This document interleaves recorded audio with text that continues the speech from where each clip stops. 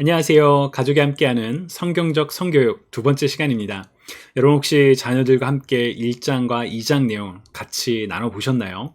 저도 좀 이렇게 망설이고 뒤로 미루고 하고 그러다가 이제 자녀와 함께 이야기를 나눴었는데 생각보다 참 좋았습니다. 야, 우리 아이는 그거 이미 다 알고 있어요. 막 이렇게 얘기를 하면서 처음에는 거부를 하다가 같이 이야기를 나누는 과정이 뭐랄까, 당연히 아빠와 아들의 사이에서 유대감이 있고 뭐 가족이고 이런 생각이 있었지만 조금 더 특별한 유대감을 경험할 수 있는 그런 시간이었던 것 같아요. 그래서 여러분들께서도 자녀들과 함께 꼭 1, 2장의 내용을 같이 나눠보시면서 하나님께서 너를 특별하게 지으셨어 라고 강조해 주시고 아이들을 많이 격려해 주시면 좋을 것 같습니다.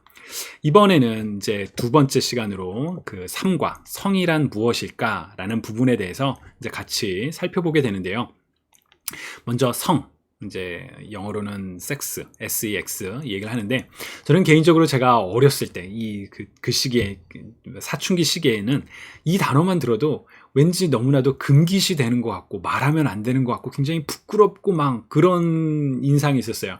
여러분 막 화장실에 가시면, 지금은 그런 화장실 별로 없지만 옛날에는 막 화장실에다가 공중 화장실에 막 낙서되어 있잖아요. 그러면 막 항상 있는 단어가 이 단어라서 굉장히 좀 부끄럽고 민망하고 그런 단어였는데, 사실은 그런 게 아니죠. 어떻게 보면 하나님께서 모든 몸을 지으셨고 성도 하나님께서 창조하신 것인데, 이따 이제 교재에서도 그런 내용이 나오지만 우리가 이것을 부끄럽고 금기시해야 할 그런 단어는 아닌 것 같아요. 그러다 보니까 오히려 그 부끄럽고 금기시하는 그 과정을 통해서 제대로 알려져야 되는 것들이 알려지지 못하고 또 배워야 되는 것들을 배우지 못하는 그런 과정이 있거든요. 그렇기 때문에 자녀들하고 함께 이런 내용들을 나누실 때 좀 그런 터부를, 금기를 깰 수 있는 그런 시간이 될 수 있으면 좋겠습니다.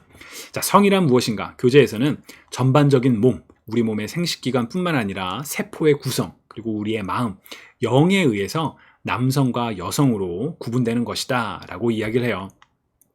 그래서 하나님이 구분하셨다. 그러니까 하나님께서 남성과 여성을 만드셨다라는 부분을 강조를 합니다. 그리고 또 교재에서 이제 설명하는 것 중에 하나가 성과 젠더를 구분해서 설명을 해요. 성은 생물학적 사실을 지칭하는 방식인 반면에 젠더는 자아 인식과 관련된 용어이다. 성경적 성교육이라는 그런 내용을 보다 보면 어떤 이제 그런 강사분들은 젠더를 이야기하는 것은 성경적 성교육이 아니다라고 이제 단호하게 얘기를 하시는 분도 있어요. 왜냐면 이제 젠더를 이야기하다 보니까 나의 겉몸은 나의 몸의 상태와 상관없이 나는 뭐 내 몸은 남성이지만 나는 여성이에요, 이런 동성애가 나오는 거다. 그러니까 젠더를 이야기하면 안 된다라고 주장하시는 분도 계시지만, 저는 젠더에 대해서도 가르쳐야 된다라고 생각해요. 마치 우리는 하나님께서 세상을 창조하셨다라는 창조론을 믿지만 아이들이 학교에서는 진화론을 배우게 되잖아요. 진화를 배우게 되는 그런 상황. 그러니까 진화론 자체를 안 가르친다고 아이들이 그거를 안 배우는 게 아니거든요. 오히려 아이들에게는 세상은 진화론을 가르치지만 진화론은 이런 면에서 문제가 있고 우리는 하나님께서 세상을 창조하셨다라는 것을 믿고 알기 때문에 우리는 창조론을 믿고 따른다 라고 가르쳐 주는 것이 오히려 세상의 그런 다양한 인식을 맞닥뜨리며 혼란을 겪을 아이들에게 오히려 균형을 잡아줄 수 있는 방식이라고 생각을 하거든요. 그렇기 때문에 성과 젠더가 이렇게 사회적으로 구분된다라고 가르치는 게 저는 필요하다고 생각을 해요. 근데 이제 교재에서 이 젠더를 이야기하는 이유는 바로 동성애, 호모섹슈얼리티를 설명하기 위함인데요.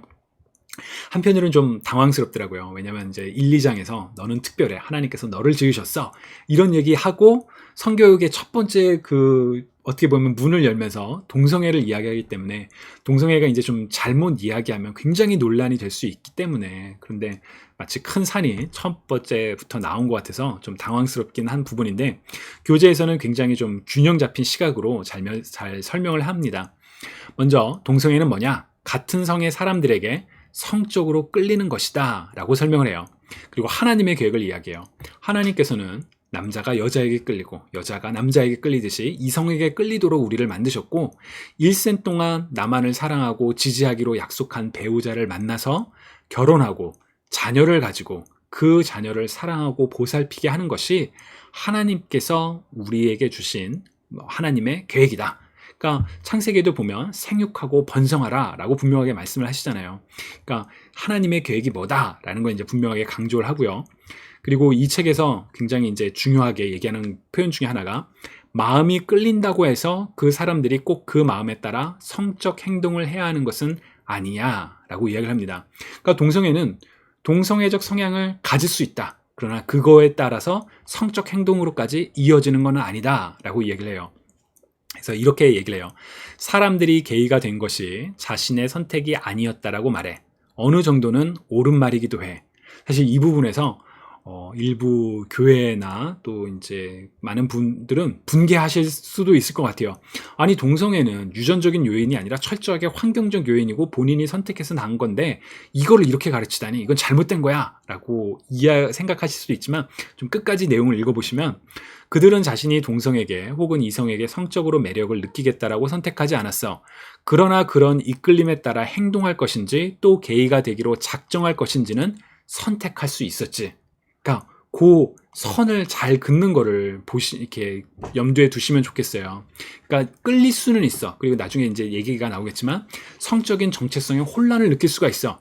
그러나 그 과정에 결정하는 그 선택 포인트가 있어. 그래서 선택하지 않을 수 있어 라고 이야기를 하죠. 근데 이거와 관련해서 이제 제가 이번에 이 성경적 성교육을 준비하면서 기독교에서 성교육과 관련된 몇몇 자료들을 이제 구매를 해서 같이 읽었거든요. 근데 참 재밌더라고요. 여러 개의 성교육 자료들을 읽다 보니까 같은 교회의 관점을 이야기하지만 다양한 스펙트럼이 있어요. 우리가 지금 사용하고 있는 우리 아이 성경적 성교육 시리즈 같은 경우는 제 기준에서는 어떻게 보면 좀 중간에 해당이 돼요. 그리고 이제 어떤 교재는 완전히 보수적인 입장에서 성에 대해서 가르치기도 하고요. 그리고 지금 제가 가져온 이 책은 김경하 성을 알면 달라지는 것들은 제 기준에서는 좀 진보적인 부분이에요. 이렇게 이런 걸 이렇게 설명하나? 막 이런 생각이 들 정도로. 근데 이 내용에서 보시면 동성애를 향한 그리스도인들의 4가지 입장을 설명해요. 첫 번째는 동성애는 선택하지 않을 수 있고 선택하지 않아야만 하는 생활 방식이므로 동성애를 선택한 것은 하나님의 창조 질서에 대한 반역이다. 그러니까 가장 동성애에 대해서 반대하는 보수적인 시각이죠. 인간의 타락으로 인해 생긴 질병이니 치료가 필요하다. 그 자체를 인정하지만 이제 이건 치료가 해야 된다. 그리고 동성애는 사회 환경과 학습의 상호작용일 뿐 아니라 생물학적 기질을 포함하니 치료받고 싶다고 다 치료가 되는 것은 아니다. 그리고 동성애는 1차적으로 생물학적 근거를 지니고 있으니 꺼리낌 없이 받아들일 수 있다. 어떤 여러분들이 가지고 있는 입장에 따라 아니 저게 어떻게 그리스도인의 입장이지? 라는 그런 생각이 드실지도 모르겠어요. 근데 이제 그렇게 가치 판단을 하기보다는 신앙을 가지고 있지만 이렇게 생각하는 사람들도 있구나. 그 사람들의 존재 자체는 인정할 수 있잖아요. 그러니까 저런 생각을 가지고 있구나. 저런 사람들이 있구나 라고 생각하시면 될 것 같고, 만약에 동성애와 관련해서 좀 더 많은 내용을 좀 제대로 공부하고 싶다. 저도 읽어보진 않았는데 저 책에서 이제 이 책을 소개하더라고요. 동성애에 관한 2가지 견해. 근데 굉장히 좀 도움이 될 것 같아요. 이제 그리스도 신학자들이 이제 교회에서 계신 분들이 동성애를 놓고 싸우는 입장이 아니라 서로의 의견을 존중하면서 대화를 나누는 책이라고 그러더라고요. 그래서 더 궁금하시면 이 책을 참고하셔도 좋을 것 같습니다. 그렇다면 이제 우리가 사용하고 있는 이 우리 자녀 성경적 성교육 시리즈에서는 동성애에 관해서 어떻게 이야기를 하고 있는가? 이제 그 내용을 좀 정리를 해봤는데요. 청소년의 25%는 자신의 성적 정체성에 혼란을 경험한다라고 이야기를 합니다. 개인적으로는 좀 굉장히 충격이었어요. 왜냐면은 4명 중에 1명이잖아요. 그러니까 아이들이 사춘기를 겪으면서 많은 그런 몸의 변화, 호르몬이라든지 몸의 성장이라든지 이런 거에 때문에 어려움을 느끼는데 그 어려움의 느낌의 과정에 성적인 정체성에 관해서도 혼란을 느낀다. 그러니까 이거를 강조하는 거는 아이들이 그런 혼란을 느끼는 게 어떻게 보면 네가 성장하면서 일어나는 자연스러운 거야 라고 받아들여 줄 수 있다는 거죠. 그러니까 그게 맞다, 아주 틀리다가 아니라 혼란을 겪고 있을 수 있다. 그걸 이제 인정하라는 거죠. 그리고 이제 이 책에서는 동성애는 유전적 그리고 환경적 요인들에 의한 복잡한 상호작용이라고 이야기를 해요.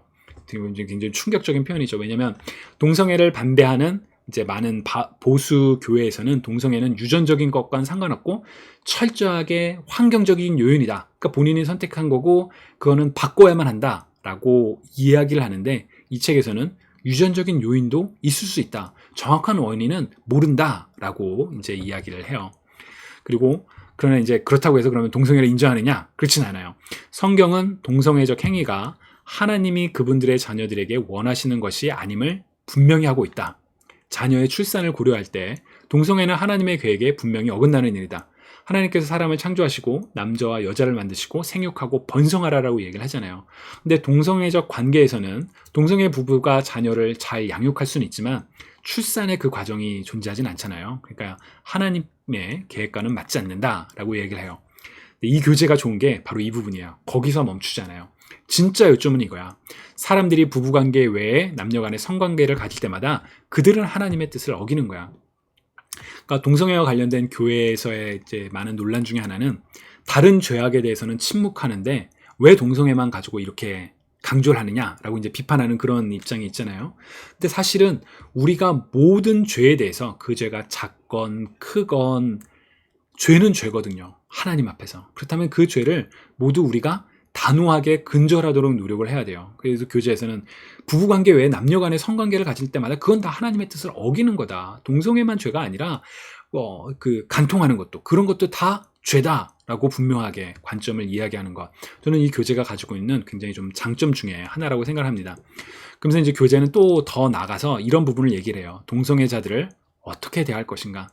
그러니까 우리가 교회에 우리의 신앙을 가지고 동성애를 바라볼 때 동성애는 죄다. 그러니까 결코 그 선포가 이제 어떻게 보면 동성애자들을 향한 비난과 혹은 굉장히 좀 조롱과 그런 부분으로 나아갈 수도 있거든요. 근데 교재에서는 몇 가지를 얘기하냐면 외모로 동성애적 성향을 판단할 수 없다. 그리고 사춘기의 신체적 변화 과정 속에서 혼란을 느낄 수도 있다. 만약 그런 경험을 하고 있다면 부모나 목사나 혹은 성숙한 그리스도인들과 상의해라. 그리고 그리스도인들이 모든 죄인들을 위해 모든 죄인들을 용서하기 위해 죽으셨고 다시 살아나셨다는 것을 기억해라. 동성애를 누군가 고민을 하더라도 그 사람도 다른 사람들과 동일하게 우리가 돼야 된다. 우리는 그리스도인으로서 어떠한 죄악도 용인해서는 안 되지만 우리 역시 죄인이기 때문에 여전히 모두에게 사랑을 보여줘야 된다. 하나님의 말씀은 모든 죄인에게 구원을 주시는 하나님의 능력이다. 이 부분을 강조를 하거든요. 그러니까 죄라는 것을 인식을 하지만 그 죄에 관련해서 나도 죄인이라는 것을 기억하고 그 죄를 용서하기 위해 그리스도께서 오셨고 하나님의 말씀은 모든 죄인들을 구원하실 수 있는 구원을 주시는 하나님의 능력이다 라는 것을 우리가 기억하도록 이 책이 굉장히 좀 좋은 관점을 이야기를 해준다라고 생각을 합니다. 그리고 책은 거기서만 끝나지 않아요. 이제 몸에 관해서도 얘기를 하거든요. 제가 이 내용을 준비하면서 그런 고민이 들더라고요. 뭐냐면 우리가 이 3장의 내용을 하다 보면 동성애가 워낙 큰 주제다 보니까 동성애로 마치 이게 깔때기처럼 빠질 수도 있거든요. 근데 이 책에서는 동성애를 설명하기 위한 책이 아니라 성이 무엇인가, 하나님께서 우리를 왜 성으로 이렇게 남성과 여성으로 나누시고 거기에 어떤 의미가 있는가, 그런 부분에 대한 포괄적인 내용이기 때문에 좀 그 균형을, 우리가 지금 뭐를 전달을 하는 거다, 그 부분을 놓치지 않는 게 중요한 것 같아요. 근데 몸과 관련해서 하나님께서 선하게 창조하셨다, 하나님께서 피조물들을 창조하시고 난 다음에 좋았다라고 말씀하시고 남자와 여자를 만든 다음에 심히 좋았다라고 말씀하시거든요. 그러니까 하나님은 우리를 완전하게 만드시고 하나님 보시기에 좋았던 게 우리의 몸이다. 그렇기 때문에 우리는 모든 신체에 대해서 알아야 된다. 마치 좀 그런 게 있죠. 그게 이제 좀 몸에 대해서 금기시하고 그런 건 이야기도 하면 안 되고, 말도 막 그런 거는 이제 뭐 표현하면 안 되고, 그리고 관심도 없고, 근데 그러면 안 된다는 거죠. 그것이 우리가 하나님께서 지으신 우리의 몸이기 때문에 우리가 그 부분 모든 것들을 사랑하고 귀하게 여길 줄 알아야 된다. 그래서 우리의 몸은 하나님께서 우리에게 주신 특별한 선물이다 라는 것을 이야기를 해요. 그러니까 사춘기를 겪으면서 외모나 또 여러 가지 자기에 대해서 불만이나 혹은 이런 건 더러운 거야 이렇게 생각할 수 있는 그런 부분들과 관련해서 하나님께서 우리 몸을 지으셨다, 그리고 그래서 우리 몸 모두가 특별하다는 걸 가르쳐 주는 것은 굉장히 좀 중요한 접근이라고 생각합니다. 근데 거기서 멈추지 않아요. 그래서 이 교재가 참 마음에 들어요. 뭐냐면 성인이 되어가는 과정에서 신체적인 변화보다 더 중요한 것은, 사실 사춘기의 아이들은 이 부분에 관심이 많을 거 아니에요. 자기 몸이 지금 어떻게 변하고 있고, 자기 외모가 SNS에서 비교해서 어떤 느낌이 있고, 그런 데 관심이 가지만 더 중요한 것은 성령께서 인도하실 때 경험하게 될 책임감과 성실함, 성숙한 의사결정, 지혜, 성장이다 라고 얘기를 하거든요.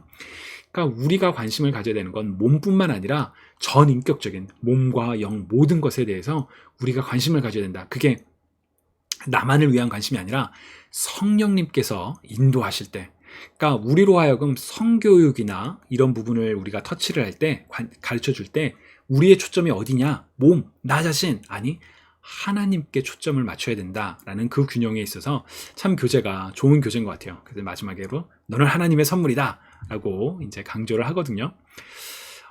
그래서 이 3장의 내용이 참 쉽지는 않은 부분들이 많이 있어요. 그렇지만 이 내용을 자녀들에게 잘 이야기를 해주시면서 또 궁금한 점들이 분명히 자녀들이 있을 테고 그런 부분들에서 솔직하게 이야기를 해주시면 참 좋을 것 같습니다.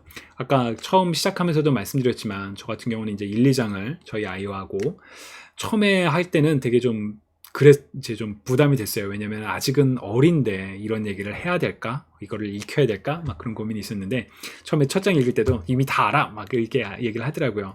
그런데 그 얘기하는 과정을 통해서 정말 우리가 하나님 중심적으로 이 성에 대해서 이해할 수 있는 게 너무나도 중요하구나. 또 한편으로는 아이가 이미 이걸 알고 있다는 건 배웠다는 거잖아요. 어떻게 보면 그 도화지에 처음 그림을 그릴 때 이미 사실 일찍 성교육이 더 필요하다는 이유도 다른 정보를 먼저 접하기 전에 성경적으로 하나님 중심적으로 바라볼 수 있도록 가르치는 게 목적이니까요. 여러분들께서도 물론 자녀들의 상황에 따라 분명히 다르겠죠. 그러나 너무 망설이시기보다는 용기를 가지시고 자녀들과 함께 나누시면 좋을 것 같습니다. 자, 여기까지 이제 3장의 내용이었고요. 이제 다음 주에 저희가 이제 이 3장의 내용을 자녀와 이야기했던 것도 같이 나누고 또 4장의 내용에 대해서도 여러분들과 함께 나누도록 하겠습니다. 감사합니다.